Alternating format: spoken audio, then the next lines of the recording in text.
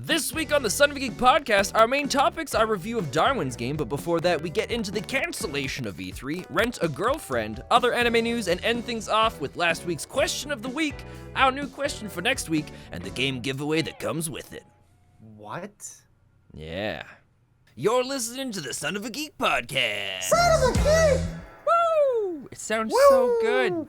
It sounds amazing. I'm so glad we made this decision, although it's awkward on our end because we don't hear anything. That's fine. You get used to it after a while. You do get used to it after a little while. So we've got a whole bunch of stuff talking in today about a wonderful anime called Darwin's Game. Before we get into that, Mr. Zeal, okay, you've got some news that you were wanting to talk about today, which is some pretty big news. Then we got a little bit of anime stuff after that, but hit us with it, Zia. What's the big news you've got for us today? E3 is officially been canceled due to the coronavirus outbreak and fear of it spreading. Which is fair. Yeah. Also, I mean, I feel like E3's kind of been losing its luster over the last few years anyways, because, one, Sony hasn't gone to the last two or one? I think this would be the second year. This would be the second year Sony wouldn't have even been there. Nintendo hasn't been doing it for years. They have their own Nintendo Direct. Yeah. And I think last year was mostly disappointing. So... yeah, it's going to be interesting. A lot of people have been talking about it and wondering, is this just finally what kicks it in the bucket? Maybe, yeah. We'll see how next year goes, or if they'll even try to make up for it in some capacity. I think what they should do, personally, conferences anyways, all these companies, kind of like Nintendo Direct, just do their own little online conference. I'm sure it'd save them a lot of money, and gamers will get hyped anyways. Well, it makes sense to do it that way, because there was talk about, or they're in talks possibly still right now, about doing something still, but having it all online. So I don't know if that's what their plan is going to be. That'd be interesting. But there were discussions about that. I definitely think doing it online is probably going to be a better thing to do anyways, as opposed to live, because then you can kind of control a little more of the presentation and everything. But at the same time, I'm really going to miss, like, the fails of E3. Like, yeah. There's always one conference that just goes awful, and it's a blessing to look at after. Poor Ubisoft. We're not going to be able to see their blunders this year. Dang it. The tough part, though, with E3 not happening this year is there's a lot of stuff that we watch E3 for, but that's not the real reason why E3 is around. E3, there's tons and tons and tons of stuff that's going on behind the scenes that we don't get to see, where there's lots of talks between different developers. It's where demos of games that aren't even out or even being talked about are being shown to potential people. It's where the people that are going to get hit the hardest from this are the indie developers, the guys that have their whole yearly plan and development schedule based around getting stuff ready to go for E3, because this is their time to shine. That's true, because, I mean, especially over the last few years, like this last console generation alone and how it's been expanding, everyone's been really pushing that indie game development and really supporting the indie developers. Yeah, I do agree. I think this would hurt them the most. Although, personally, I'd like to see, like, separate conferences for things like that. You know, you got, like, maybe an indie game conference. I think that'd be really cool. Yeah, it would be really cool. The only issue, though, or at least what I find is... with these big conferences, things like Sony or Microsoft or Ubisoft, all these companies, they're big, and they're big enough that they can hold a conference anytime they want, and they're not going to get affected by it. But some of these small-time indie developers, if they try to do their own conference or some sort of presentation, they'll still get some reach, but not the same kind of attention that they would have gotten during something like E3. Just something like that. I was saying like a whole conference for all indie games coming out. Just maybe like break up E3 instead of just one giant conference over a weekend. Maybe just break it up into, portions through the year. Oh, okay. Kind of cool. That could be interesting. Because, I mean, what's the real purpose of, like... Do you remember the channel G4? I want to say it sounds familiar, but I don't remember it. What was his name? Alex Sessler, I think, and Olivia Munn originally? No. Okay, anyways, it was a big gaming channel. But that's something different. It's something completely different. But G4 was the channel, just video game coverage, basically. before the internet went crazy and all these other YouTube channels started coming out and to cover that kind of thing. Okay. I think bringing something like that back, like another YouTube channel that did stuff like that, or even anything, I think that'd be really beneficial. Yeah, that would be kind of neat to see some more of that stuff kind of coming back up now. Oh, excuse me. Which, with we'll E3 see. going down, could be a possibility. We'll see. Also, I mean, these other companies, Microsoft and Sony and everything, it'll probably help them establish, buying all these indie groups and signing contracts. Be like, hey, you want to be a part of our conference? That kind of thing. Could be interesting. Could also be harmful for certain people, but Could be. We'll see how it goes. It's sad to see it go, but honestly, I wasn't that bummed when I read the news, honestly. yeah, it's one of those ones where it sucks, but at least from my perspective, it feels more like a relief, where it's like, oh, phew, I don't have to worry about spending my time doing this. But E3 has always been like a birthday thing for me. I know. It happens right after my birthday. It was always fun. Doesn't happen after your birthday, Sped. It does. It happens in June. Not after your birthday. Yeah. Happens No, it's just your before. birthday. Just before. That's right. I know. Yeah, I don't even know how you know. Yeah. Wait, I don't know. There's something going on there's some sort of meaning here that I don't remember. You're not catching. Yeah, you don't remember. I could tell everybody. No, okay, let's not. Doesn't sound like it's something that I want to be reminded of. So I got a little. Oh, go for it. No, okay. I was just I was transitioning. gonna say, I got a little bit of news here. Okay. Related to the anime. The Anime Network. Ooh. You ready for this, Theo? Here's an anime that is gonna blow your mind. It's gonna come out in July. They just released some information on one of the next characters that's coming out. Okay. It's based off of a manga. It's called Rent a Girlfriend. What? Okay. This is the thing? So this is the longest bit of the news of the couple that I've got here, just because I wanted to read the synopsis. Okay. It sounds really bad at the start, but when you read the synopsis, it's just weird.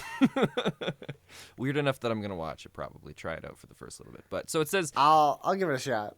in Japan, the lonely have a new way out. Online services that rent out dads, children, and even girlfriends. When Kazuya's true love dumps him, he's just desperate enough to try it, and he's shocked at how cute and sweet his rental girlfriend turns out to be. But she wants to keep their relationship a secret, and there's a complication. She goes to his university, and their grandmothers are in the same home, and they live next door to each other. And Kazuya finds out she's not really as nice in real life. That just covers a whole range of things. I mean, it starts out as this idea where you're like, all right, this is gonna be dumb, and then it's just like, all right, what's a roller coaster? It just adds more, and then here's another one, and then it's almost like every episode, like the way I hear it is like the simple synopsis is he rents a girlfriend, but then things don't turn out the way they originally seem, and then like episode 2, guess what? Their grandmas live in the same home, and then episode 3, we're in the same university, and then episode 4, oh my God, we're neighbors. What's insane is I think this is all stuff that it's gonna be prevalent early on in the first episode, and then there's gonna be tons of other stuff that makes things kind of complicated, and there's things they've got to solve that's all intertwined in and amongst all this. I'm curious. It's obviously a slice of life. Probably I don't know if I'd go slice of life. I'd probably move it more to a comedy. Maybe it'd be like a slice of life comedy, probably. See, well, but slice of life is more of like everyday life. This is fair. Okay, this is not like an everyday thing. All right, fair, I hope fair, it's fair. not. I mean, maybe it is. Who knows? This could be the future, Spen. But when I first saw the title, I'm like, this is dumb. I'm never gonna watch this. But then reading the synopsis, I'm like, okay, I'm gonna at least try it out. It's either gonna be really good or really bad. When is this coming out? July. In July. All right. We're gonna get it sometime in July. If everybody wants, we can review it at that point too. Well, I don't know if we should talk about this on the podcast. I was thinking it'd be kind of neat at the beginning of every season we do a quick, like, hey, these are the shows that are out. This is what we thought about them so far. And then at the end of every season, we could be like, what did we stick through with? What did we enjoy? I mean, there's tons of different things we can do with these things. Yeah, that'd be really fun. Yeah. So if there's any interest on that, let us know. If not, we might just do it anyways. That's right. All right, but that was the longest one of the bits of news here. Okay, so what else you got? Demon Slayer is getting a PS4 game in 2021. I don't know much about it. I believe it's supposed to be just like a fighting game, which would make sense from the nature of the show. Yeah. Have you seen Demon Slayer? I may have. I've watched like the first 2 episodes. I don't remember. What's it about? The Demon Slayer is about a so there's this a kid that lives in a house secluded off in like this forest with his family, and he goes down to the village to go and pick up some stuff and then haul it back home because he carries like this big heavy jar back and forth from the village every little while. When he gets back home, a yokai has killed his whole family, and it has bitten his sister. And so now his sister is infected with this yokai kind of thing. I haven't seen this. Okay. I can tell you, just based off of hearing that, I haven't seen it. Yeah, because then the story kind of revolves around him and his sister, who is now kind of like a yokai, might not be the right thing. Maybe it's like a demon. I don't remember. Yeah. But now she's infected with this thing that the other one was infected with, so she should just go like insane and just go like become like an animal essentially. But somehow she's still kept her sense of who she is. So it makes this complicated dynamic of him learning how to hunt and fight these things, but she travels around with them, which I haven't seen all of it. It looks really cool. I just haven't gotten around to finishing it.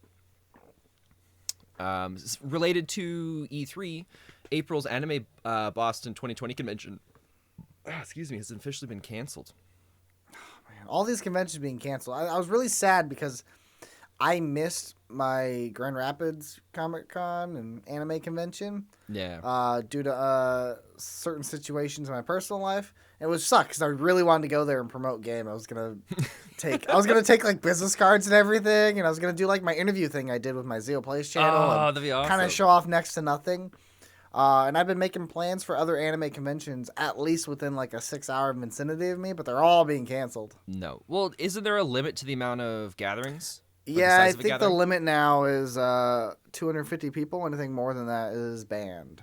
Okay, that's what it's like for Alberta where I live. Although we just went into, there's like 4 states of like health emergency is not the right word for it. Oh, okay. But we've just gone into like 3 out of 4. Like we're on level 3. Level 3. Yeah. So I don't know, it's crazy, but they want to stop the spread, which makes sense. Yeah. Or slow it down, I guess, at least. Yeah, you can't stop it. So the other 2 I've got, Dragon Ball Super has finally brought back Master Roshi. In the sense that, did you ever watch Dragon Ball? Yeah, I watched Dragon Ball and Dragon Ball Z, and then I saw the Battle of the Gods, and then like F for Frieza or whatever. He was in the Frieza movie. Okay.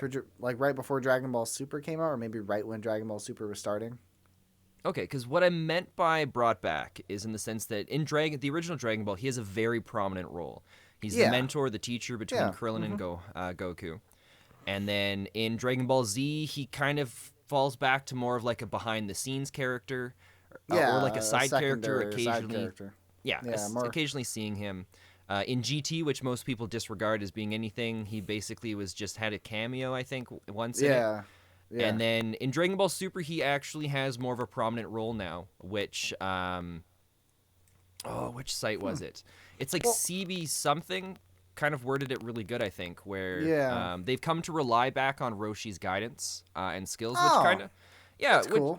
Which is really sweet. It's kind of like Roshi is kind of like a stark reminder that strength isn't everything and serves as a window into the franchise's roots in martial arts technique over raw power, which I think is really cool.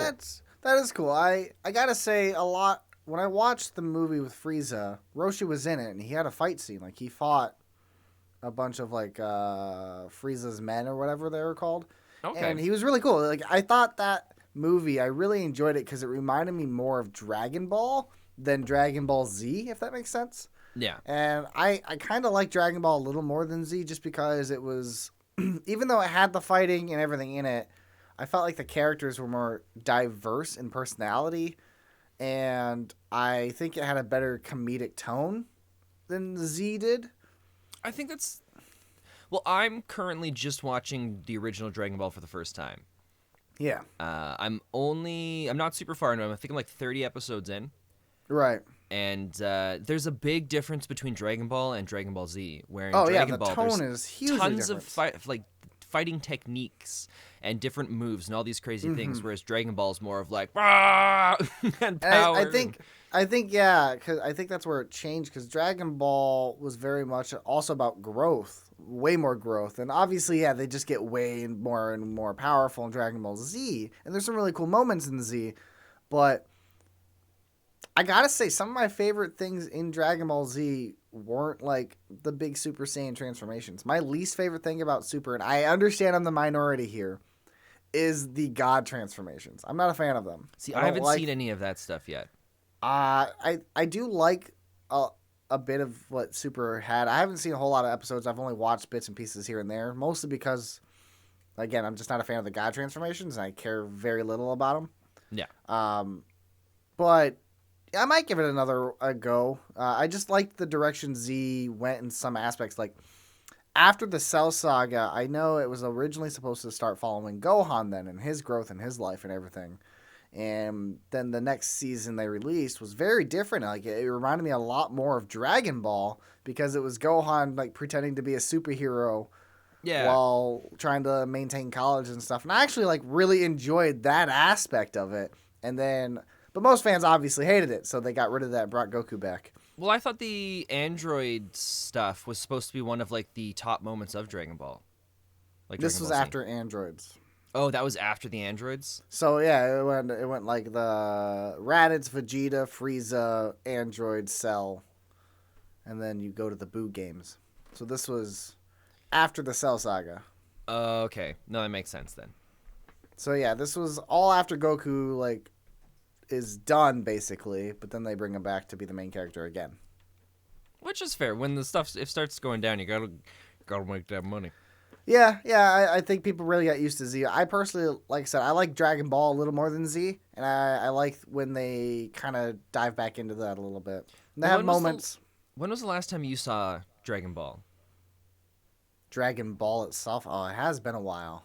Because with rewatching it, there's a lot of stuff that just isn't okay in today's television. Well, that's fine. That's probably what I would like about it. You mean, okay. You're talking about like the sexual assault that Goku has on Bulma and like seeing his penis and stuff? No, I mean, obviously there's stuff like that can't happen. And there's a reason why Master Roshi only had a background role in Dragon Ball. Well, yeah, he's extremely perverted. But I don't know. I thought it was funny. Like, I enjoy characters. Whether the character is PC or not doesn't matter to me. Or whether it fits to today's society. I like the diversity in the characters and the personalities they stick with. See, but they only had diversity in the male characters. In the female characters, any female character that had more than a background role, where even if it was prominent in an episode, was either overly aggressive, extremely manipulative, or both. For example, I'm in the very first World Tournament. Sorry, we're getting a little bit off topic here, but in the very first World Tournament, there's a female. They set it up so there's this one guy who comes from like some desert village, and he's the only one fighting in the tournament for a reason that's not just the title or money. He's there because he needs to get the money to be able to buy water to help his village survive.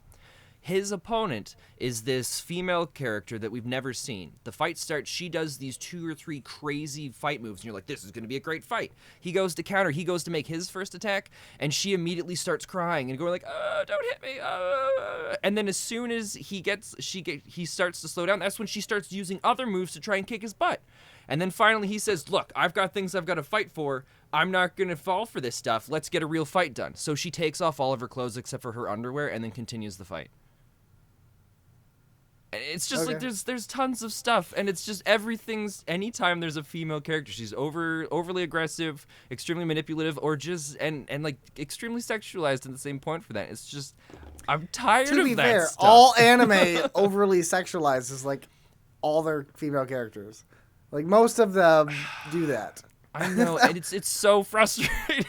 Well, join the clubs, man. I'm the one I've always bitched about anime tropes, and I kind of wish animes will just stop doing them. And they're like, no, they're a part of anime. It's fine, but that's a part of the trope, especially for Dragon Ball, because that came out in like the 80s.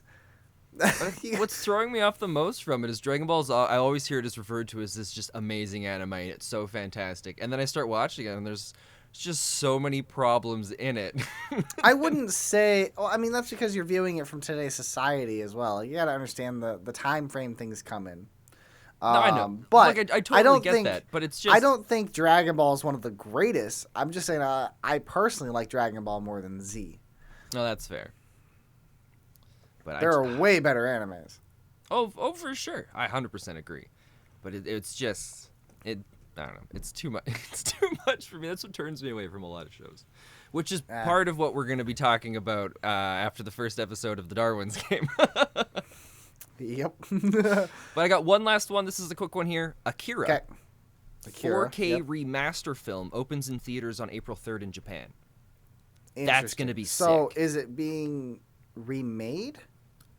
I believe what it or is they're remastering it. So all of the artwork that they'd done is going to be I'm sure there's certain parts they've worked on are like updated and touched up. Yeah. But keep in mind, all of the stuff from Akira, like that was back when it was all hand drawn. So remastering it in 4K, we're going to see a massive quality increase, and they're not going to have to redo a bunch of stuff. Well, that's kind of what I'm worried about. That's what I'm thinking. Like, would we see a real quality increase because of that? Would we? We would, because the transferring all of the hand-drawn stuff onto computer was where a lot of quality is lost, especially back then when Akira first came out. So because it's now they're doing the 4K remaster, we're going to see pretty much all of the quality that was put into the hand-drawn stuff we're going to see now in like massive scale. Nice. Well, then I'm pretty excited. I want to give it a shot. It's going to be beautiful. I'm excited. We'll see. I haven't seen Akira I don't before. know if it's going to be as beautiful as Your Name or Weathering with You. Those are top-notch quality. I don't know if we can say it's going to be that good, but it's going to be way better than what Akira probably. I haven't seen it yet. This is kind of like this is. It's going to be way better, even though I haven't seen it. It's going to be like the new remake for Final Fantasy VII. I don't even have to play the first one now because the new one is going to look way. No, you have to play the first one. I haven't made any progress since last podcast. Dude, all you have to do is beat like the first 4 hours of the game, and you're like not even that. Like, that's all you have to do. That's literally all it's going to be. I'm just glad they're finally remaking it because Final Fantasy VII just wasn't a very good game. Oh my god, let's just move on. Let's move on to our main topic. Okay. So we're the whole point of today is Darwin's Game. Darwin's Game. Yeah. So I've got a quick synopsis of like the basic thing of the show, which it's just a couple sentences here. So the premise is 17-year-old Kaname Sudo accepts an online invitation by a friend to play an app game called Darwin's Game. Unbeknownst to him, that involves a fight between life and death. Those who play the game are given a sigil and evolutionary ability that varies from player to player. When you die in the game, you die in real life, because the game is technically real life. Yeah. Yeah, and that's pretty much the premise of this show. I mean, it's not a completely new premise. No. But I do got to say, like, this is my guilty pleasure. It's my weakness. Like, I love these types of animes. Before I even attempted to get into slice of life. Which part? I love the dark toned animes with a game of pitting people against each other. Okay, that makes more sense now. Like, if I watch a movie or if I'm scrolling through Netflix, there's a bunch of movies on there where they like just put like 12 people in a room and then they have to try to kill each other or whatever, or they're all fighting this puzzle. Like the Saws kind of took that to an extreme, and I'm not the biggest fan of Saws of what they become, but I love the first couple Saws. Yeah, I haven't seen those. But there's this one movie called like The Circle where there's like 100 people in a circle, and then every 5 minutes this red dot appears out of the ground and then shoots somebody into dust. And like it was just a psychological movie of like trying to control this red dot to see who's the last person to survive and what happens. And I love movies like that. Like, have you ever seen the movie Cube? I have seen parts of Cube. I love that movie. Like, it's my guilty pleasure. It doesn't matter if it's good or bad. I will watch it because I love death games. But anyways, Darwin's Game reminds me a lot of like my favorite anime, Future Diary. And also reminds me a lot of anime I watched last year called The King's Game. It was also a cell phone game, so slightly different. So Future Diary like put people against each other. King's Game. And their cell phone diaries is like each of them had a special power. And then King's Game was like a whole classroom got this text message, and everybody, like, it would pick people in the class, and like they had to do that challenge. If they didn't do that challenge, something bad would happen to them, most likely death. Yeah, that one was kind of cool. I enjoyed that one. I did too. I really hope there's a second season of that, by the way. But anyways, Darwin's Game isn't new, but I love the concept, so I got hooked immediately just based off the synopsis. I didn't. I tried out the first episode, and I was like, "No, I don't like this. This is dumb. It reminds me of Future Diary." That's fair. I think it does remind me of Future Diary. I wouldn't say it's as good as Future Diary, but this whole season's not done yet, so it could get way better. No, it's hard to say. What do we want to start? Because we're going to kind of go through... By the way, this... Oh, shoot. It's hard to do this the way that we're wanting to without spoiling anything. Well, I think what we can do is we can kind of cover... So for everybody who's listening to the podcast right now, we've watched the first 7 episodes, right? Yeah. Yeah, we've watched the first 7 episodes of the anime. I think what we can do is kind of just cover our overall thoughts of the episodes. Like, just how we feel about the episodes, how we feel where the series is going so far. And then, like, we can kind of, like, give our stamp of approval or disapproval. And then we can go into spoiler territory. Okay. All right. That I think that's a fair way of putting it. Yeah, it's going to be... It'll be... We'll have to, like... if we accidentally say anything that's spoiler, we'll just...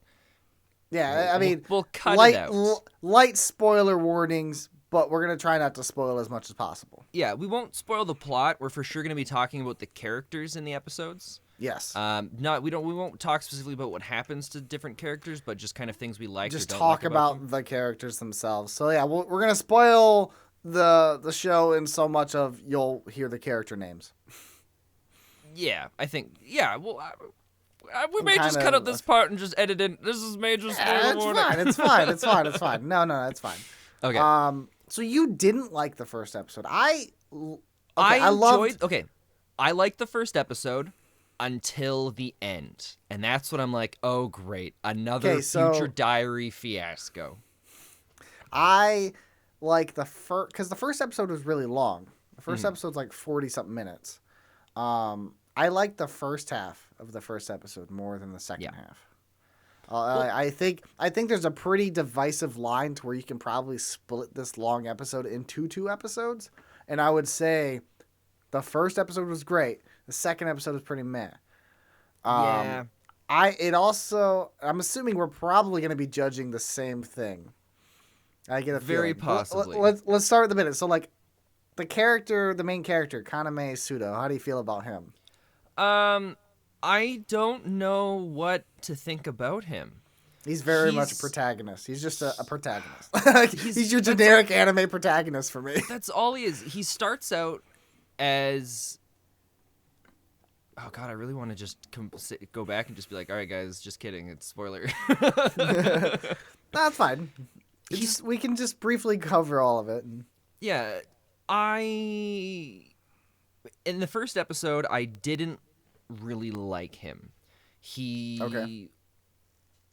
It felt like they couldn't decide if they wanted him to be really good at stuff or if they wanted him to be kind of whiny's not the right word, but more like reserved in a sense where he's just like unsure of himself and not sure. He does make switches. Yeah. Yeah, and very fast, and just switches that just kind of they threw me off. Where one moment he's like, "Oh no, I don't want to do this. Oh, how do I get out of this?" Next minute he's just like, "Go like X equals blah blah blah." Yeah, no, I completely understand. He does have that where he's like, "Oh, I'm brand new. I have no idea what I'm getting into," and then all of a sudden he has the confidence of like the extreme confidence, like I'm so good at this. Yeah. Because the way he got into the game. kind of plays into whoever. Because the way you get into the game is you, I mean, this isn't a spoiler. He gets an app or like a text message from his friend. With an invitation. App, an invitation, and he downloads the app, and then this snake comes out of the phone and bites him on the neck. Yeah. Nobody else can see the snake but him, and now he's a part of Darwin's game. It made an avatar, named it after him. He was all good to go for that. The way that it's set up with his friends sending him the message, and then the way his other friends kind of interact with him, they all know that he's got this hidden potential. Like, they all know he's a smart guy, he's really good at getting things done, but there's no sense of it being portrayed to us properly. Beforehand, yeah. They don't really give us an indication of his type of character before he's just in it. It just kind of it establishes, hey, Darwin game exists. It's been pre-existing. Here's the main character. He's in it now. I do agree with that. But granted, I gotta say, one thing it does do differently than a lot of these other ones. I guess King's Game did it too, technically. But it's already existed. So like it's already got established players and a history of the game itself. Yeah. And he's new to this whole experience. It's not like everybody's new to this experience. It's just him. Yes. Which is really cool. I do like that aspect, the fact that he's just thrown into it. But I do agree with you. I kind of wish they would have chosen one direction or the other where like he's just completely blind and an idiot and has no idea what he's doing. Or he's super good at this and maybe he's excited to be a part of the game or something like that. Mm-hmm. However, I do got to say, I do think they're teetering on that on purpose. I think it's going to come out later in the plot. The more episodes you watch, the more you see it. I think so. Well, I mean, we'll get into this a little bit later, but there's no point where his friends really come up again. After the first episode, it feels like his friends are connected in this, and they're supposed to have some sort of prevalent role. And we're 7 episodes in now, and nothing's come up. They do. But we'll have to talk about that in the spoiler territory, because I'll remind you then. Okay, you'll remind me then. Yeah. So the main character, Kaname Suda, I think he's very much a main protagonist. Like I think he's pretty cliche in that aspect. But after seeing episode 7, I'm curious where they're going to go with him. Now for his love heroine woman, Shuka Carino, I think it is. Yeah, her name's Shuka. I'm not the biggest fan of her. I hate her. She reminds me so much of the girl from Future Diaries. The second that happened, she does remind me of her, but not as well done. I think she's very shallow compared to the other character from Future Diary. That's fair. Future Diaries, I don't like it, but I would give it a higher score. Like I would watch give all it, of Future Diary? I never finished it. I think I have 2 episodes left. You need to finish it, especially it was one of those ones like where the last 2 episodes changed the entire anime. At that point, I just stopped caring. I was too busy. I was too tired of listening to the whiny characters. Okay, and there was nothing where I felt that I cared for them. Okay, I love Future Diary a lot, and I do gotta say, the main female is way better than this female. I do think it's like a carbon copy, but not as fleshed out. It at least the things that happened in Future Diary kind of had things that built up towards the decisions that she did. The last 2 episodes might change your mind.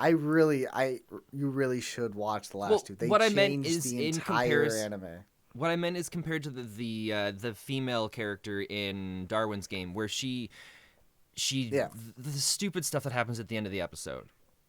Yeah, the forced fan service. Anything that happened like that with the fan service in a Future Diary, there was build up towards it, and we saw it coming.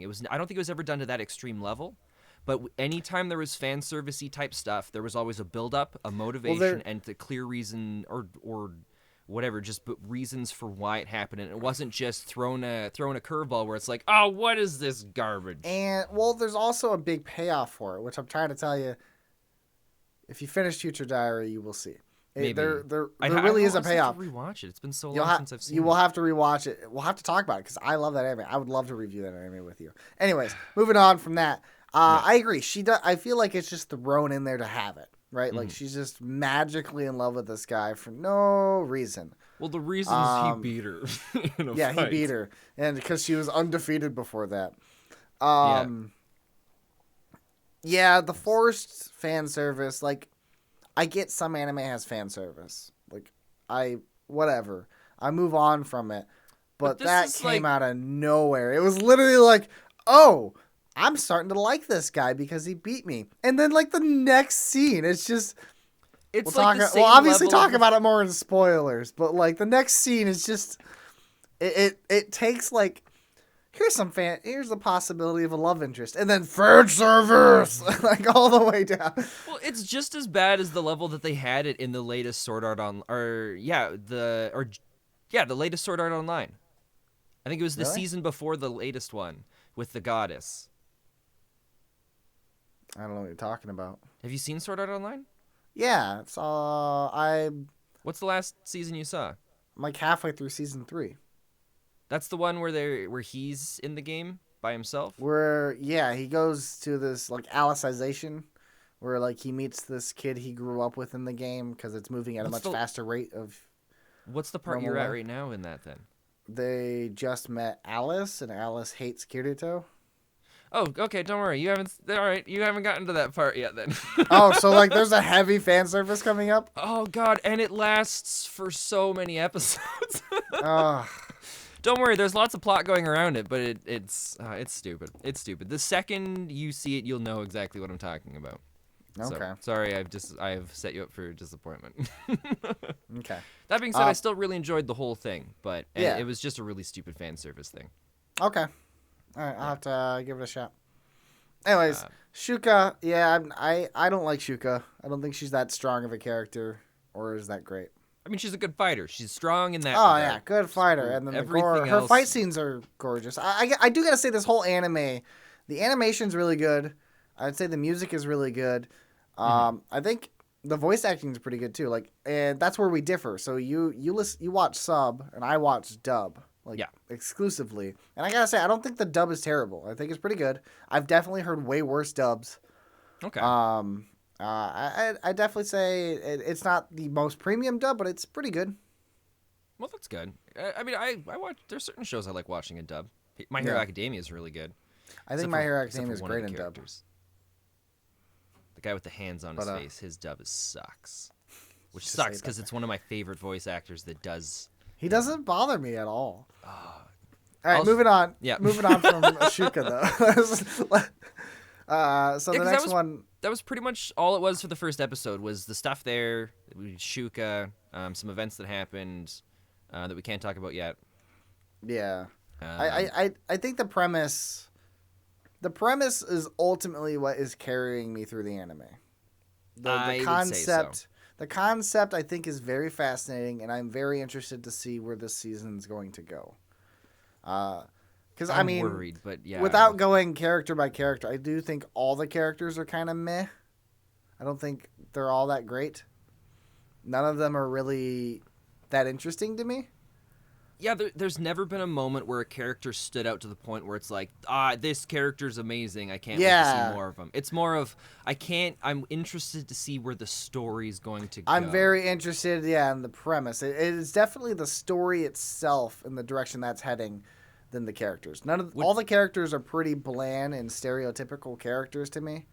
Yeah. I think if someone else had already done a story like this, with this kind of premise of the game, then I don't think I'd have any interest in watching this. Probably, yeah. That's fair. Anyway, so overall, though, the first few episodes, I gotta say, I'd give them a thumbs up and definitely watch, I would say. If you like this type of anime, watch it. Yeah. I would give... When I finished the first episode, it was a thumbs down. I had no intention of watching more of this. You wanted to do this, so I started watching more. After about halfway through the second season or the second episode, I was like, all right, I'm starting to like this. Why? Because Shuka's gone.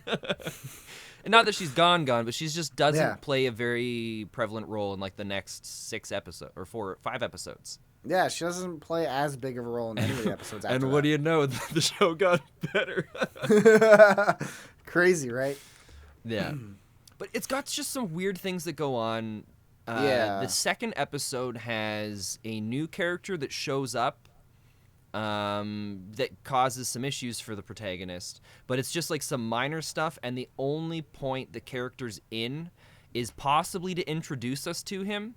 But at that time, it's just like, here's a character, he's going to do some stuff, and now he's going to explain some extra rules of the game that we didn't need this whole interaction. They could have explained.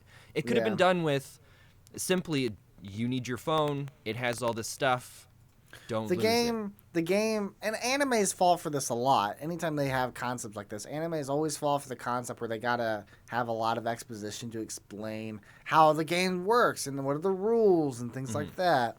So I've kind of grown used to that, but you're right. It really isn't necessary. I think this game would do much better, this anime would do probably a lot better if they left a lot of it in the dark and open to interpretation. Oh, there's going to be a lot of that talk in the spoiler section. Okay, cool. Well, I mean, we kind of gave our opinions and everything. We kind of mostly talked about our gripe without going into spoiler territory. For me, I'd say, so far the anime still thumbs up. Yeah, I'm giving it like a wavering. A wavering? Wavering. I don't know. It's not quite a hang 10, but it's... not quite a hang 10. It's more of a hang 5. Yeah. No, when I finished the first episode, I would have given it a 3 out of 10. But now I'm kind of hovering around a 7. Okay. I that's fair. I guess if we're going to put numbers to it, I'd hover about a 7 too. Probably 6.5 to 7. Yeah. So. The concept is the main driving force. Mm-hmm. Okay. They do some other stuff with introducing some other characters in the later episodes. I think episode 2... episode 2 gives us a sneak peek, which is dumb. We don't need to see it. But at the end of episode 2, we get a sneak peek at this really powerful character that's supposed to have like some other important thing farther down in the story. But then we don't see him for like another like 6 or 7 episodes. Or not 6 or 7, like another 5 episodes. Few episodes, yeah. It's I think one of the things the anime struggles with is when to give information and how to give it, as well as how to balance. Okay, here's my example. My Hero Academia, one of the fantastic things that it does is it knows how to build up a fight or a scenario where we come in, character feels overwhelmed, is able to go and work through things, and then come back and like win the fight in a sense where the whole way through we're like, what's gonna happen? How is this? We get like this build up, this tension, and then we see the character overcome the problem and be able to win. This show tries to do that in so many situations, but it really struggles with the build up to the delivery. It's more of it can't do it, and now suddenly he can. I think it's more of it's trying to keep it a mystery when he does it to, oh man, he just surprised all of us. But there's so many other things that could have been so cool as a mystery, but immediately it's like, oh, here you go. Yeah, I agree. I don't think it handles the mystery aspect of it very well. But that's kind of how I view the anime. I view it as like every scenario they're in, it's like a mystery to solve or a puzzle he's got to solve. But he's not like breaking down the steps on how to solve the puzzle. Like, I guess the best anime I can compare it to would be like Death Note. Right? Yes, I know you haven't seen it. I've seen the movie. Jesus. Death Note is very, very exposition heavy. Like that's 90% of that anime. But because of how intriguing it is in Light, the main character, he literally breaks down every step as he's doing it, and it just unfolds in front of you as he's breaking it down. So that's what makes it fantastic, is the fact that he had this creative idea, and then like somebody be like, how'd you do that? Or just anything will be like, oh, how'd that happen? And he's like, well, this is how it happened. And then he breaks it all down. Or like if he has a challenge he has to overcome, he literally talks about this is my challenge. If I do this, this is how this guy's going to react. And then I'm going to fail here. And then if I go this direction, he breaks down every possible scenario for you, so you're engaged the entire time. And Darwin's Game does try to do that to some capacity, but again, not as well. I think the writing is a little weaker. Yeah, it almost feels like, and which isn't always a bad thing. Like, I'm not trying to crap on the writer or anything, but it almost feels like there's a lot of stuff that is done in the same way where Naruto really struggled, where the writer just wrote and came up with things as it went, and then tied things into things as he could, and then certain other things were just forgotten. That's fair. It's funny because we've had a lot of negative things to say about it. But we're kind of giving it positive experience. I guess to kind of cover some positive stuff like we talked about. I think the animation's great. I do think the fight scenes are good. I think its level of gore isn't too over the top. There's not really that much. But I think it's just enough. And it has a really interesting concept. Ultimately, and the concept is its biggest driving force. Like, it's such a great concept. It's so fascinating that I think it's definitely worth watching. Yeah, hands down, the three strongest points of this are, like you said, the concept, the animation, and the fights. Because the fights are interesting. They're always good. Yes. They're always cool. They always leave you going like, okay, what's going to happen next? And a lot of the times you don't even get the chance to think that because it's already just, it just sucks you in, and it's really fun to watch. Yeah. So, shall we move on to spoilers? Oh, yeah. Oh, okay. Spoilers. Everybody, spoilers. There's so many problems I want to complain about. I do too. I really do too. Because I really do enjoy this anime a lot. But yeah, it does have a lot of problems. The first episode, I thought, again, the first half of the episode one, I thought was fantastic. By the way, guys, we are, if you haven't seen it and you don't want it to be spoiled, now is the time to stop watching. Yes, come back at a different timestamp when we do our outros. And question of the week. Oh, that's right. Crap. I'm gonna have to edit that in now. 1 hour, 20 minutes, and 24 seconds. Okay, so talking about the first episode again, more in depth. Yes. I love the first half of the episode because the premise was great. I think how they started off the anime was great. Like, they just start off high action, right? So, like, this guy's running through the town and he's being chased by an invisible panda who's coming to murder him. And it turns out it's the main character's friend. And so he sends him an invitation and everything. And then he gets the invitation and his other friend's trying to stop him. But he joins the game anyways. Yeah. And then he's lost and confused while this guy's trying to kill him. I think the first half is really well done on explaining what this game is, what's going on, and how it needs to be played. Yeah, and they did a fantastic job of showing how dangerous and intense things are with the initial part, with the character, with the chasing, like with the panda and whatnot. And then when he gets the text message, he's not sure what's going on. His friends go, "Oh my God, what is that? Oh my God, don't do this." And they're building up this tension of like, okay, they are a part of this. They know how crazy and dangerous this thing is. Absolutely. And so it really helps add into all of this. And I gotta say, like, it's so good literally up until the moment Shuka starts being involved. Yes. Like, I think she really kills this anime, unfortunately. Yeah. Because her character could have been really good. Like, when they first met, she was asking him questions about everything, and she's fascinated by him. And I can find that interesting. I don't mind the whole... Yeah, that was really cool.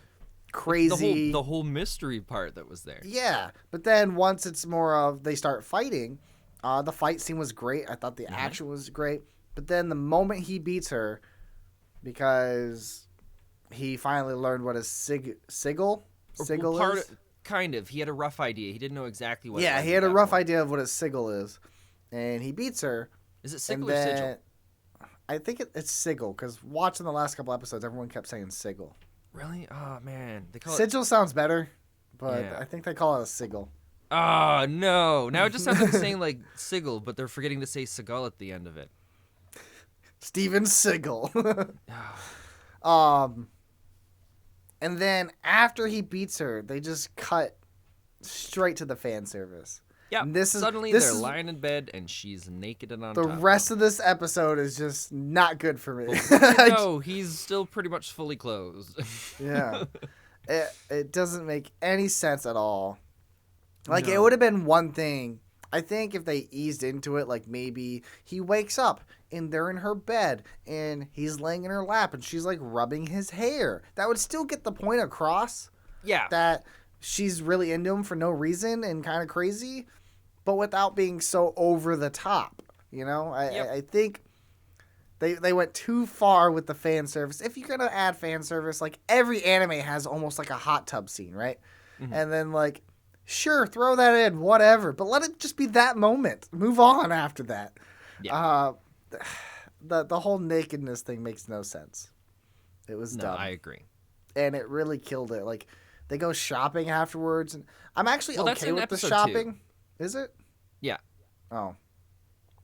Yeah. No, that's before we get to episode 2. There's a couple other things in episode 1 that I thought this is one of the few times where I'm going to be talking a lot of stuff that I really like about the show. Okay. Where the whole setup is really sweet when they've got the fight between him and the panda, because we don't know what's going on. The panda does, and every time he gets away, it feels like it's a combination of luck, but him also using some sort of skill or knowing kind of an ability. And Absolutely. It's like this perfect kind of combination of him being able to, like, struggling and not knowing what's going on, but also being able to kind of outsmart things a bit. Yeah. And then when the police officer dies, that's when we're like, oh, that's when it really clues in, where it's just like, okay, this is... Yeah, that was really good. Because then he bumps into his friend after, and his friend's like, okay, let's do this. And then his friend gets stabbed. Mm-hmm. And it's just, it keeps escalating and escalating, and it's done so well. And then...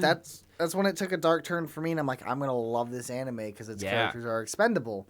And I loved how it definitely kept building. You're right. He would kind of outsmart the situation and get away, but then shit, he's still on me, and luck would take effect. I like the fact that he was going to lose that first fight. Yes, but the car. But the car saved his life. I wasn't sure if I liked that or not at the time. I really enjoyed the fact that he didn't win because he's just magically gifted at this game. Yeah. I like that he had no control over this fight. He was going to lose, and then the guy died. Now, I'm kind of confused because I didn't get to rewatch all of it. When you lose a fight, you disappear, right? Like, you just It doesn't matter if you lose the fight, it's if you die. If you die. So how'd that guy die? The car just killed him? The car hit him. I'm assuming it broke his back. Okay. Maybe like snapped his neck in a way.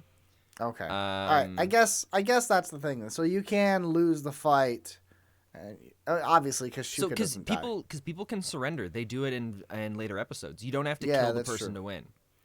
It's just that guy ended up. I think dying. it was just him specifically that kind of confused me, because the way he talked, he obviously didn't sound like he was dying, and that could have been the voice acting and stuff. But here's what I don't remember. It could have been the voice acting because it sounded like he was dying in the sub. Yeah. Okay.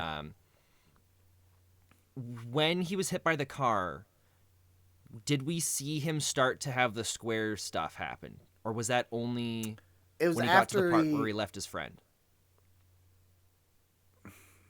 Where he left his friend.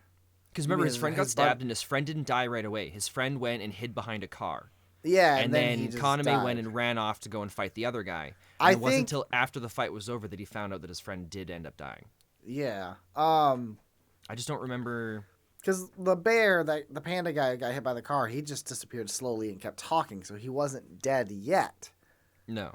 I don't know. I think that's where the gray area is. I think they should remember. Because I thought it was really cool.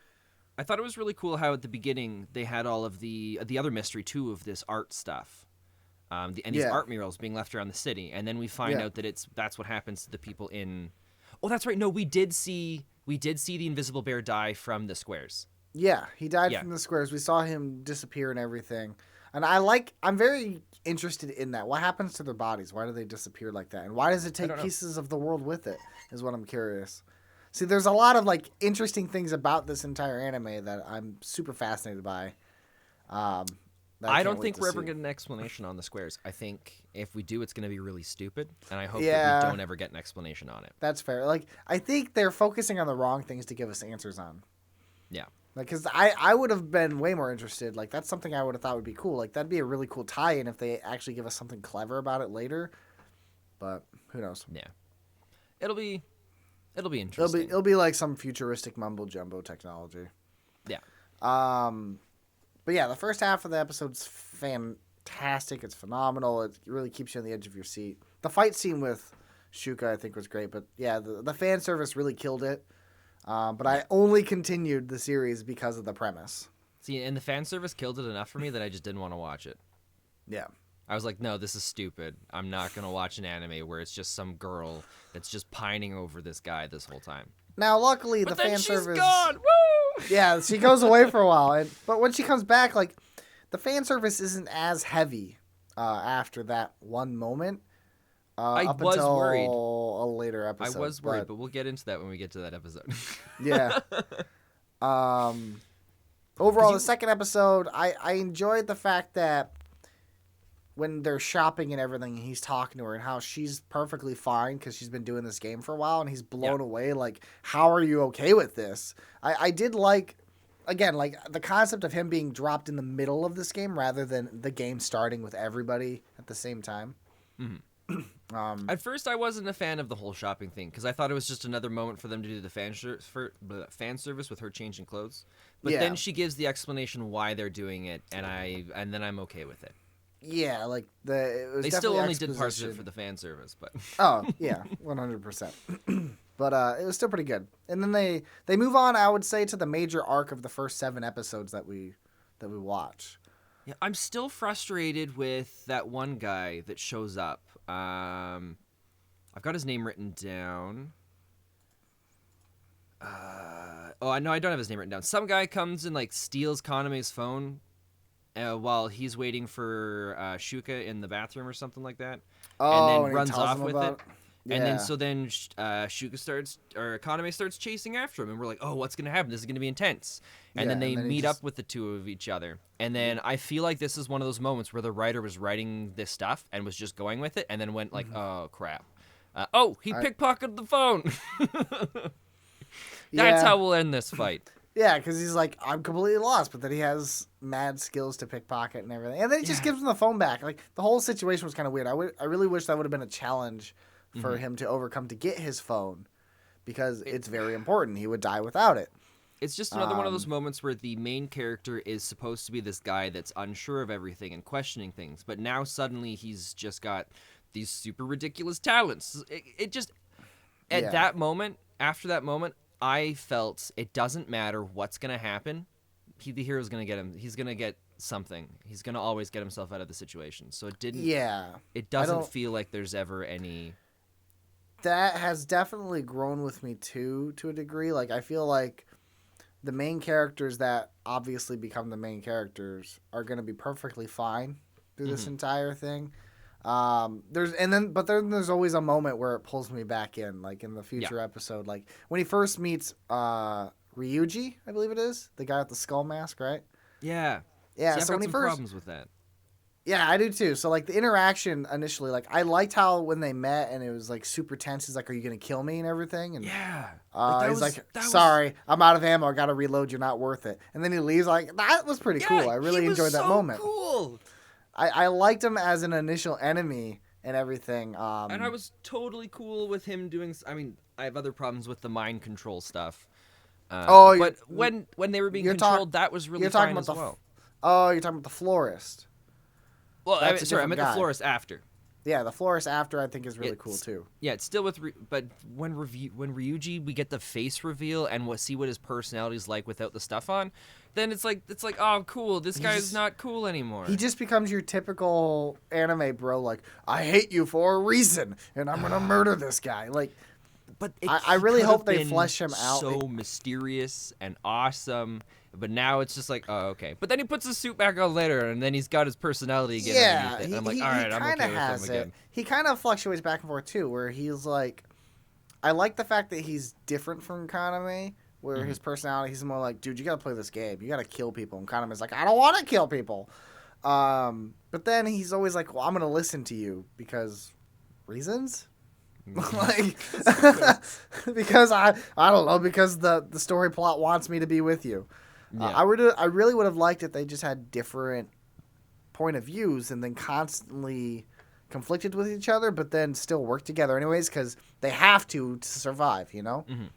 I everything that's happened with them so far, I think could have been perfect scenarios where they parted ways after the whole thing. Like the mind control stuff is gone, and then it's like, where'd he go? He's gone. And then when they get to the part of the subway, they bump into each other. Like if there were moments where they were still separate, we didn't know who this guy was, but somehow their fates were still tied together in these different key moments. They would have been so much cooler because they would have been like, oh, look who's back. It's Mr. Badass. Yep. I agree. I like the capabilities of this character, but I really hope they push him farther. Granted, we haven't had a whole lot of time with him. We don't get a lot of screen time with him. We don't get to see him grow we don't know his actual aspirations for D game and stuff like that. No, well, we do though. We saw his backstory, didn't we? I don't remember his. Maybe I'm missing it. Oh, wait, no, we saw Shuka's backstory and Rain's backstory. Yeah. Maybe it wasn't Rain's. It was Shuka's and somebody else's. Ichiro. He's the florist guy. We see the florist backstory. Oh, that's right. Which is dumb, because he's probably dead now anyways, so it doesn't matter. We don't care about his backstory. I like that. I liked that. See, that's one of the things I actually liked about it. Like, why couldn't it have given us the backstory before the fight? The main fight between the two of them to drive more. I don't like the backstory between the two of them in the main fight. I like the fact that they brought it up after his death. I also kind of skipped through it to make sure I could get the episodes done in time. Oh, okay. So, I gotta say, Ichiro, he's probably my favorite character out of these 7 episodes. I liked how he was in it to win it. He was a huge antagonist. He sides with Kaname because of like his moral high ground, whatever. And I liked how he leaves the anime. He does die, but I like the fact that he didn't survive. That itself, I thought. Don't worry, really cool. He probably will. The way that this show's written, he'll be back. If he does, I will be pretty upset by it. Like, I liked that he actually died because he's what made me feel like there's still a chance these characters can die. Yeah. Same thing with Ryuji. So I really liked Ryuji, and I love the moment where in episode, I think it's 6, where he gets or 5, it's where he gets his arm cut off. Yeah. I was like, oh shit, he's about to die, but he doesn't die, and I was really hoping he would just be with one arm. Like he had to adapt and learn how to fight with one arm, but no, they found somebody with a sigil who can bring his arm back. See, I don't remember that part. You watched episode 7, right? I also kind of watched it a little bit quicker. It was a very short scene, but he has like a 1-minute scene where somebody new comes out and they gave him his arm back. Oh, by the way, here you go. Consequences are gone. Yeah, consequences are gone. I was really, really disappointed by that. I would have loved the fact that I'm going to have to go back and rewatch episode 7 then, because I didn't catch that part. Because while it was playing, I was also writing out notes for the podcast. Oh. Yeah, see, I love the fact that they took his armors away, and I kind of wish they would have kept it. One thing I really liked about, I gotta say, like, Future Diary or even, like, King's Game is when something happened to a character, it was a permanent effect. Like, it just stayed. It didn't change or anything else. It was that way forever at that point. Mm-hmm. And this game so far is kind of backtracking. It's like, oh, something bad happened to this character. Oh no, it's fine now. Your typical anime trope, I say, to your protagonists. Yeah. Now, what do you think of Rain, the girl analyst character? I thought everything we saw from her in the beginning was really cool. She was kind of mysterious. She had these awesome powers. And then as soon as they brought her into the game, which was in like episode 3, wasn't it? Yeah. Yeah, in episode 3, they brought her into the game. The whole big treasure hunt. She was still cool, but she wasn't as cool anymore. Yeah, like the whole idea behind her was gone. I don't like the fact that she just kind of stayed behind and followed Kaname's and what was in her suitcase? It was a sniper rifle. Oh, that's right, her sniper rifle. Okay. I didn't like that because Well, it Like, happens. she The was same cool. thing happens with the florist, where the florist is this happens really with- powerful personality guy, and then It the happens second, with everybody he meets. and then the second they're all in a room, they're all just like Kaname, Kaname, Kaname. Yeah, Kaname's the leader. We gotta listen to everything he says. Pretty much, it's just I kind of wish he like.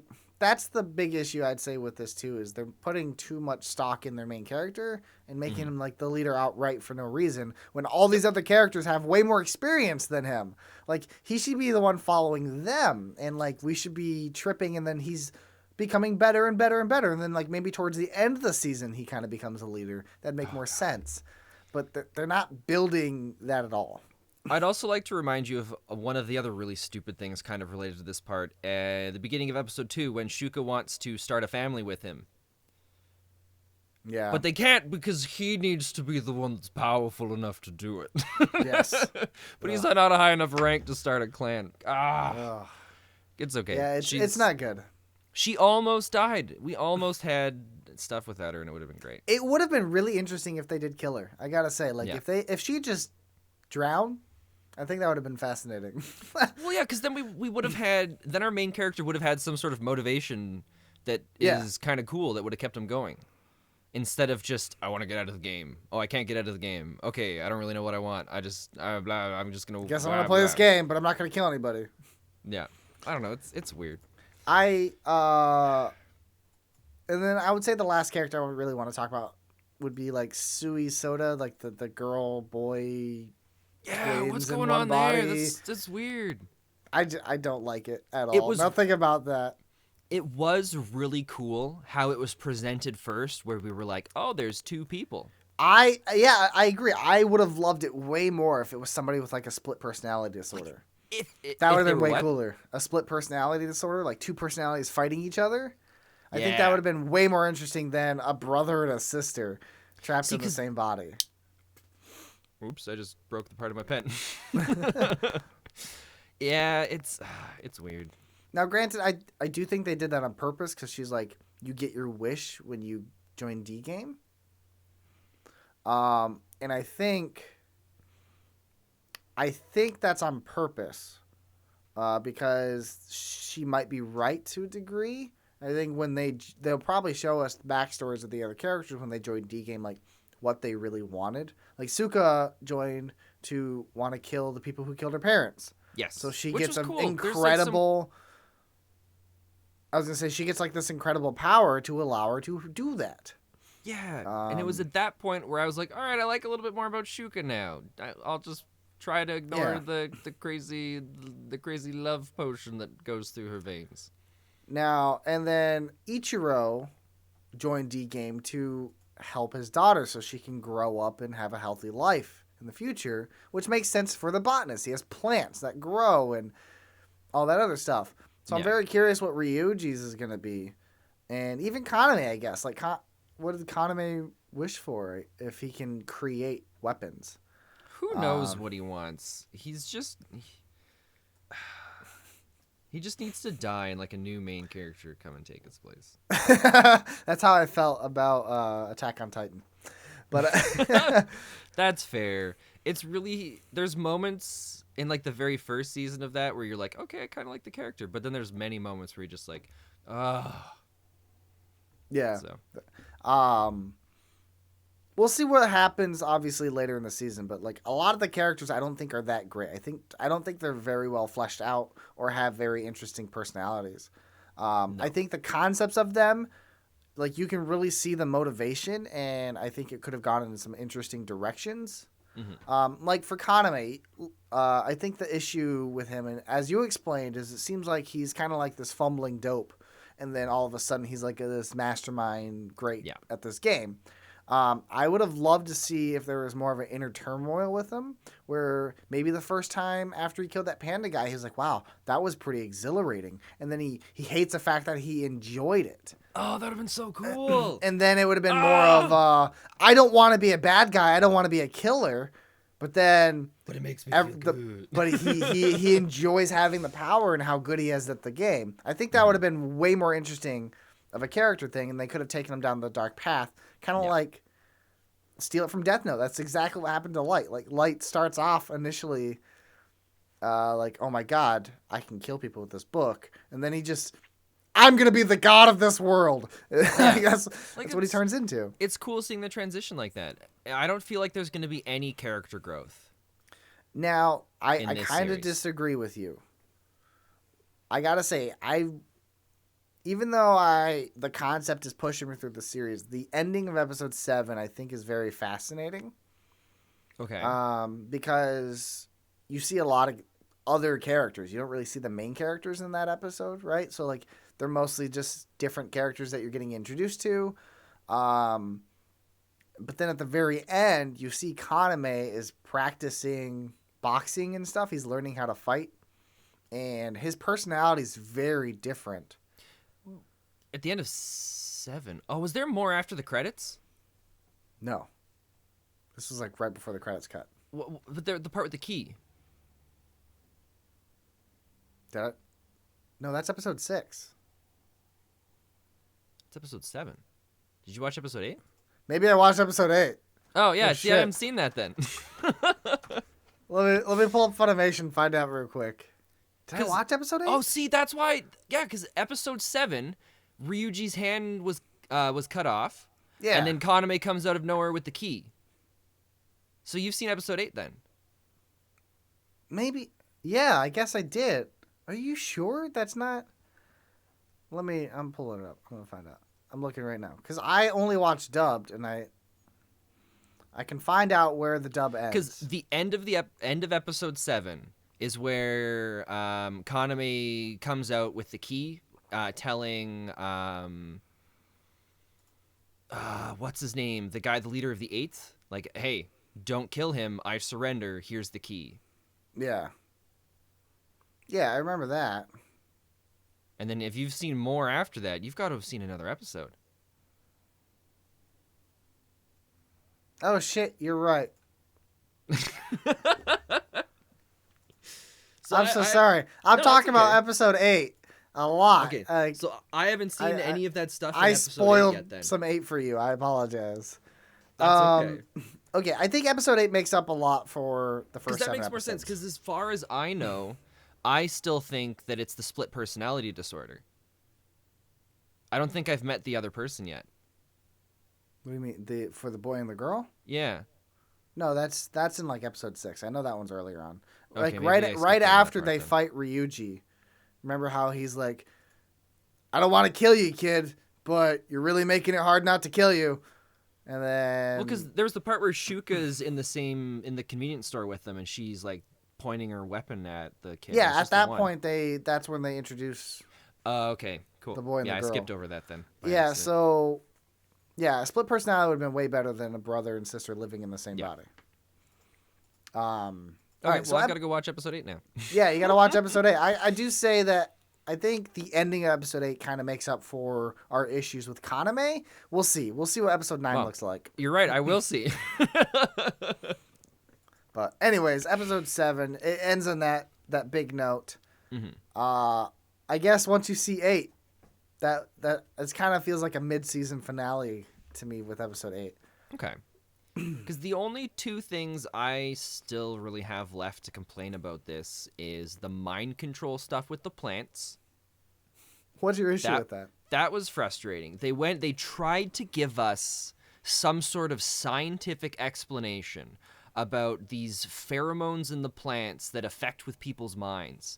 So, but yet, how is this guy able to use these pheromones or whatever it is to control these people and have them go around and do things that he's telling them to do from the facility that's all the way down at the bottom of the place? I get the whole thing where he can grow plants that put out these little things that mess with people's minds. But if anything, it should have made them all psychotic and trying to kill anything and everybody, so they would have killed each other. I agree. Or I think that would have been they just better. became pacifist and were sleeping with and they were bumbling idiots just on the floor. I agree. I while it doesn't bother me like it bothers you, It bothers me do- because they tried to give a scientific explanation for it, and their explanation was stupid. They That's should have fair. left it as a mystery, and I would have been cool with it. That's fair. That's fair. I do agree with you. That would have made more sense, and I think that would have been just him more and his interesting. dumb plant magic. That's how I see it right now. I also, my biggest issue story-wise is I don't like how most of this is in that hotel. Yeah, I kind of because it wish went from like 0 to 100. Yeah, like it was like, super here, fast. you're in this game. Oh wait, no, there's more than games. Now there's these events, and we're just gonna have this event as the whole rest of the show. Yeah, I mean, it's pretty much is what it seemed like. Yeah, they just kind of get thrown into D game, and then now there's a treasure hunt. But even with the treasure hunt, like we don't really get a whole lot going on. They're like, I would have loved if they had to hunt for rings and everything, but he wakes up in the hotel rooms, and then he just stays there pretty much almost the entire time. Well, no, he does only in the leave. hotel for like 2 episodes, because then he goes to leave to go to the subway, and then they're at that other station. I guess maybe it just feels way longer to me. I don't know. I thought the ring thing was kind of cool, and then it was really cool about the idea about the rings being something else. Like a code, yeah. Yeah, and I mean, the QR code was kind of all right. I wish it could have been something else, a little bit more like, I don't know. Yeah, I think they go a little too far in trying to make it seem very smart and intelligent. Yeah. When really they should have just kept it simple. Same thing. I guess, sorry, there's 3 things then. The second thing is the leader of the 8th. I don't remember his name. It starts with a W. Wang. Wang, there we go, yeah. Yeah. Wang. Wang. What a Wang. What a Wang. He has this underling that's this crazy fire guy. Mm-hmm. And they keep giving us stuff to do with this fire guy, only for him just to die in the hotel when the whole thing collapses. What was the point of that? Why couldn't he have just been some cool boss? And why waste all this time with it? I don't mind it. I kind of like the fact that it's just, and that's where it makes me think of Game of Thrones. So like Game of Thrones changed a lot of TV and media and stuff because it killed its main characters and stuff. Mm-hmm. And I like the fact that they built him up a little more instead of just in one episode. And I like the fact that he technically beat the florist. The florist technically lost, but the florist just took him down with him, and how they brought him on I thought was cool. Yeah. I don't root for bad guys. Like, I want the good guys to win, but I liked what they did with it. And I don't mind him dying. See, I'm okay with all that stuff. And I liked the first little tease of it, kind of, where there's that girl on the rooftop, and she's like, oh, he's got fire. I got fire, too. And then she gets... Or no, that was the teleporting guy at that point, wasn't it? Yeah. Okay, never mind. I thought that was the fire guy there. No, never mind. No, my complaint's no longer complaint. Okay, cool. Yeah. Overall, I do really like the anime still. The premise is still very fascinating, and I'm gonna finish it because I'm very curious where it's gonna go. That's the point that I'm at with it too. Yeah, we'll see how it ends. It's gonna ultimately allow me to decide if I actually really like it or not. I think it does a lot of cliches and falls for a lot of issues, but I really hope the writers are outsmarting us and making it seem like there's not very much going on, and then just surprises us at the end. Yeah, no, I'd be okay with that. Thanks, buddy. I think what's missing from this show to really make it succeed, and I mean, there's a lot of complaints about the show that we've had, and I think we can get away with most of them if they're still in there. But what's missing is some sort of drawback.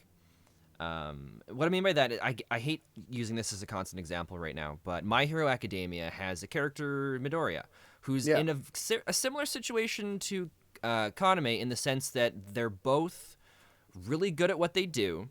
They both question things at a certain, like, kind of about themselves or whatever, but they're always going to win.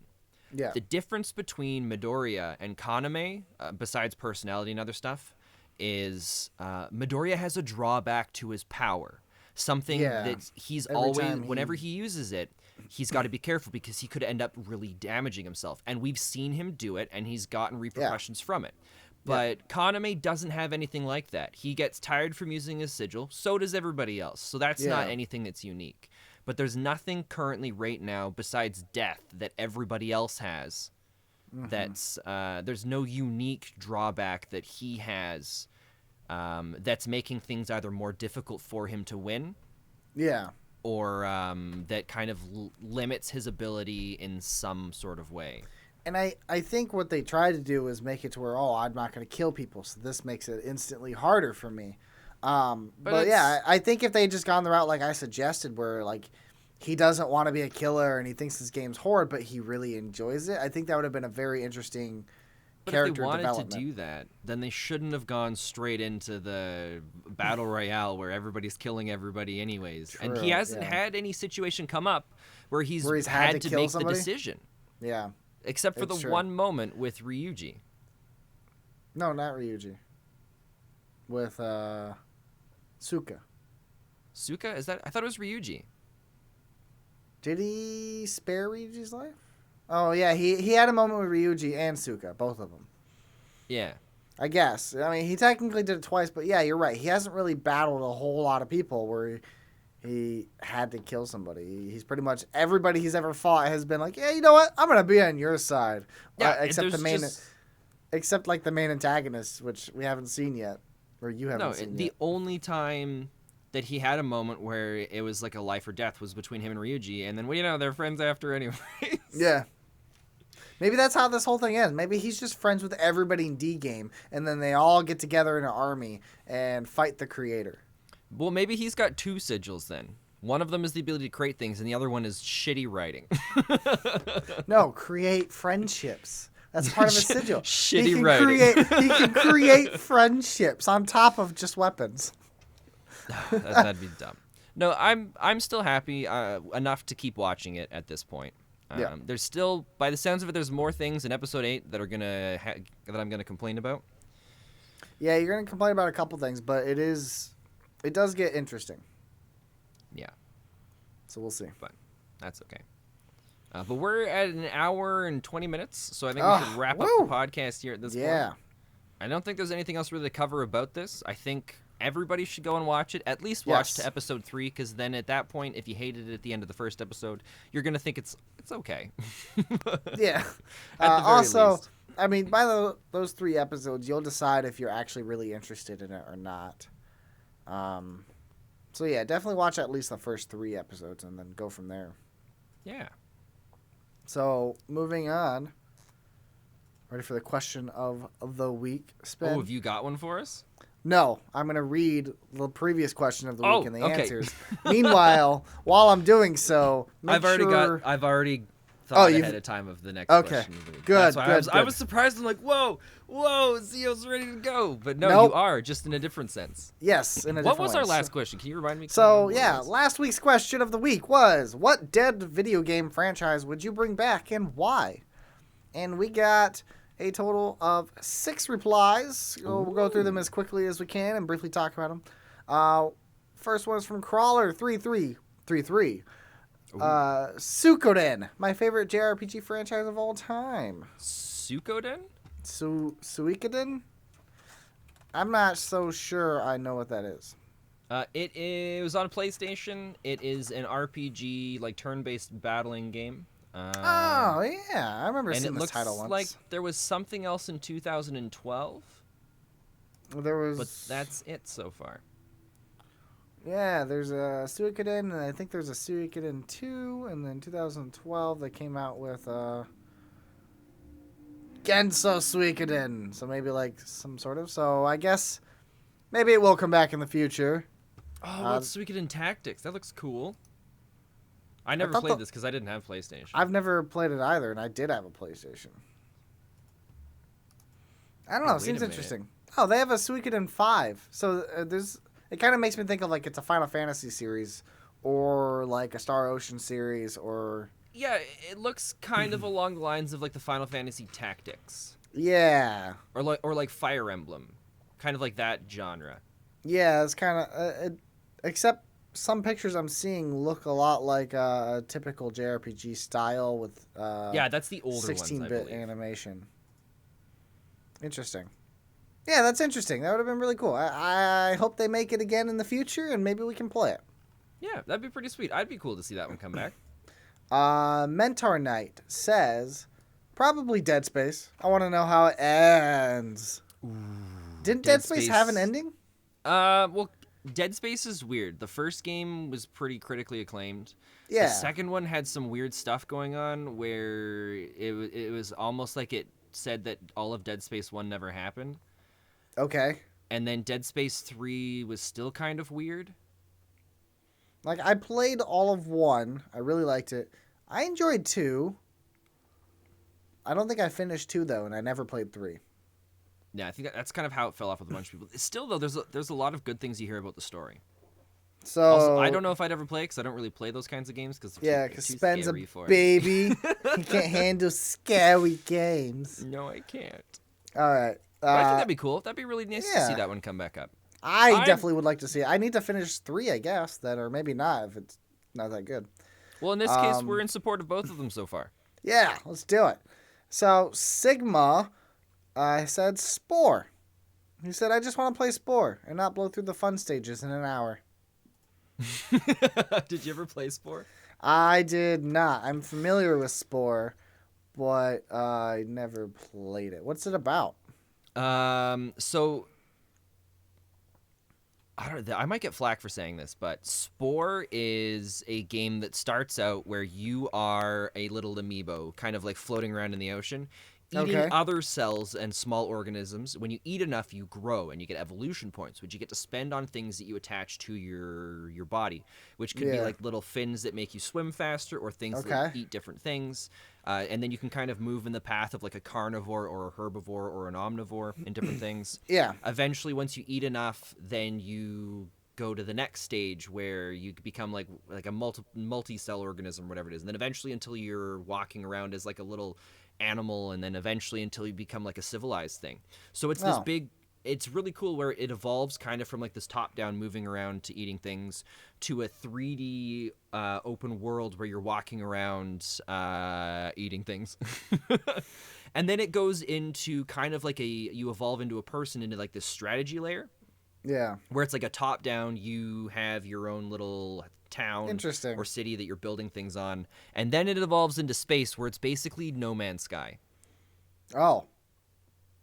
Huh. Yeah. Where there's not really any where you're it's essentially No Man's Sky because you're just trying to explore and find the center of the universe. Weird. All right. Interesting. Yeah. Sigma, that sounds awesome. I hope they bring it back too. It's just not in first person. It's like a third person. You fly your ship around.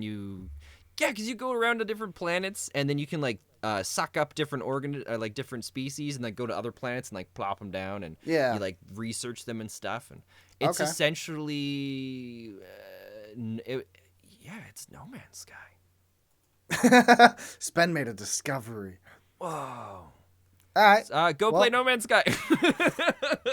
Well, next one is from Alan McVicar. Alan McVicker. Maybe? I don't know. Sure. Sorry if I butchered your name, Alan. No, he says, Dune, the second of the short series, was inspiration for an entire genre of game. Did he say Dune? Dune. D-U-N-E. Oh, Dune. And see it revived and executed with today's tech would be fantastic.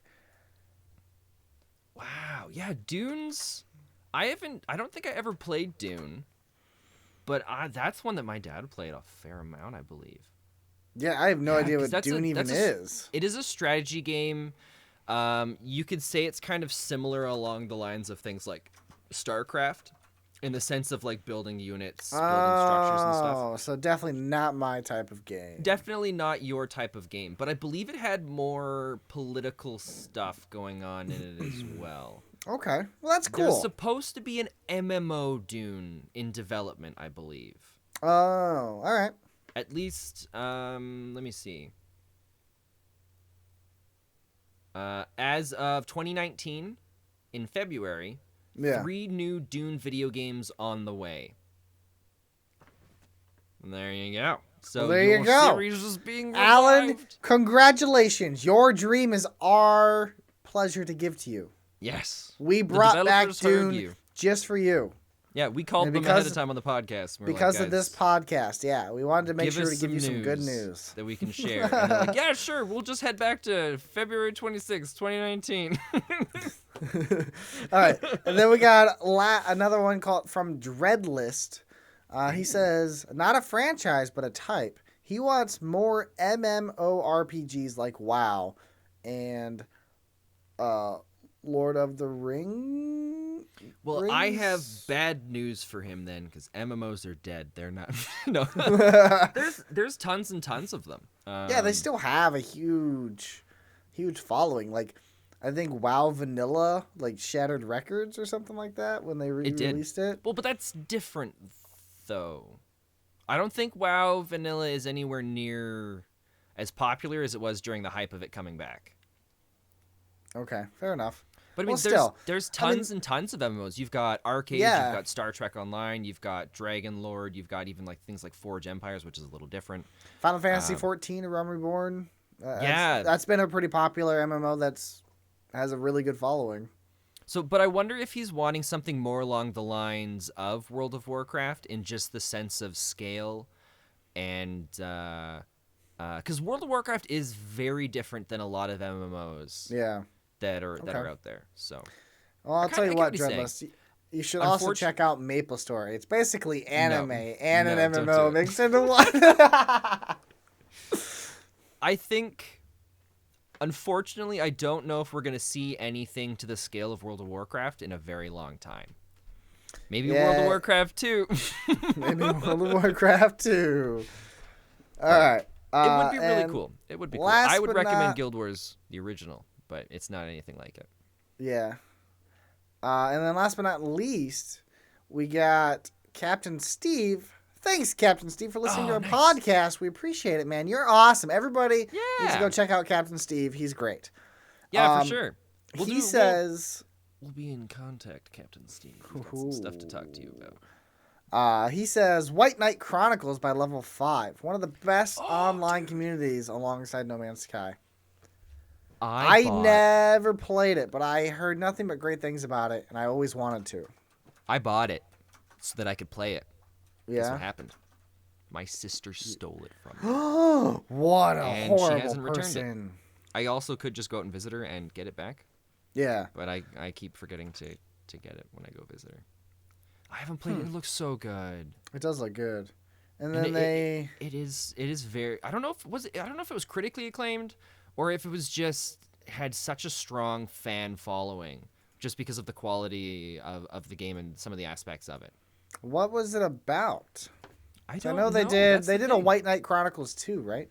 Yeah, because I bought the package that has both of the games in one. Yeah. Oh, I see. It's kind of like a Gundam meets RPG. So, like, you play these characters, and then you can summon, like, this giant knight robot? Oh, really? Is that it? I don't know. I'm just looking at pictures, my guy. I don't know. There's a PS3 long gameplay video of, like, 2 hours. All right, we're going to watch that and be right back, everybody. I'm just kidding. Yeah, we're not going to do that. It kind of gives, like a Final Fantasy 14 feel. Yeah. Like with, but it's a single player game. Was it supposed to be an online game? Well, he said it has the best online community. Wow, maybe it is an online game then. I don't know. I don't know. Well, it kind of feels like a mix between like Final Fantasy 14 and like a Tales of game. Yeah. That's well, kind of the there you vibe go, I get Captain Steve. Go play Final Fantasy 14. It's basically the same thing. Spends words. No, that's not what I'm saying. But it does look really cool. Maybe like with some like Phantasy Star mixed in with it. Maybe, yeah, it does look cool. I'm very fascinated. I hope they bring it back too, just because I really want to play it, but I don't want to dig out my PS3 to play it. Sorry to see. Well, can't you just play it on the PS4? If they remastered it. Well, I think, or if it's on like if it's on like the PlayStation Network where you can PS4 rent doesn't have the any games backwards compatibility, does it? Yeah, no. The PS5 is rumored to have backwards compatibility. No, that's been debunked, unfortunately. No, it just came. Another rumor just came out about it. Okay. not in the sense of like literal CD backwards compatibility, but like kind of like the Xbox in some games. Okay. Well, that'll be interesting. Yeah. Interesting. So. All right, cool. Well, thanks, Captain Steve. Yeah. Your suggestion was awesome. And thank you to everybody who did make a suggestion. For those of you going forward, if you want to make a Except for suggestion. the Spore. No, I'm just kidding. I'd play, if they remastered Spore, I'd play it. Yeah. I definitely would give it a shot. It does sound fascinating. Their sequel sucked, though. Did it? It was like a Diablo Spore game. Okay. But yeah, it was weird. I always post our question of the week in our community channel, so we'll definitely address it for those who possibly don't watch, and hopefully we can get them to watch. But yeah, leave a comment link below the as question well. to the Discord? No, because I can't link the direct questions. I can only link the community page. Oh, well, we'll figure out a way to get that in there. We'll have to just start posting them and other things to get more involvement.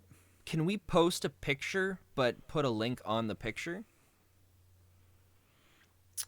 We'll figure something out. We'll figure something out. We got gotta a Discord too. If you type in !Discord, nothing happens. Yeah, down below there'll be a link to our Discord. So, anyways, what's the next question of the week, Ben? So the question of the week is, if you ended up signing up for Darwin's Game, but you had the ability to choose whatever kind of sigil you wanted, what would it be? Ooh, that's and a good one. bonus points if you add in why. Our favorite answer next week. Toll will give you $5. I was actually gonna say we're gonna contact them and give them a free game. Oh, we can do that too. Yeah, and Toll will totally give you $5. 100%. Well, are we really gonna give him a free game? Yeah, we're giving him a free game. Oh, well, there you go, free game. Yeah, I've got a huge selection of games in my humble library, so I was gonna talk with the person, be like, "Cool, I've got a couple of different games. These are some different options. What would you like?" And then we'll kind of go from there. I like that. That's a great idea. Our favorite one will get a free game. Woo! Woo! Unless it's someone from Game, as in someone who is a member of Game. So Toll, we don't want to see anything. Smiley, you can apply for this now because you were fired from being the fact checker. Yeah, you're no longer a fact checker. So unless you can fact check something for us. Yeah. So what do we want to fact check? Will Darwin's Game be good? Yes, fact check that for us, Smiley. But then if you do that, you can't enter the contest. Really? If you answer both, then we're just going to fire you again anyways because you can't listen to instructions. So. Awesome. I like that. I'm excited. Yeah, I think it's going to be a lot of fun. All so, guys, thank you so much for hanging out for the podcast. And Absolutely. We'll catch you guys next week, probably next time. Same time. Yes, around this time. Yeah, what are we doing next podcast? I guess we don't really know yet. Yeah, we don't know. We'll find out next week. On Son of a Geek Podcast. Son of a geek! I didn't need to say that because you didn't need to say it. Add that in. Yeah. I don't have to anymore, though. Okay, cool.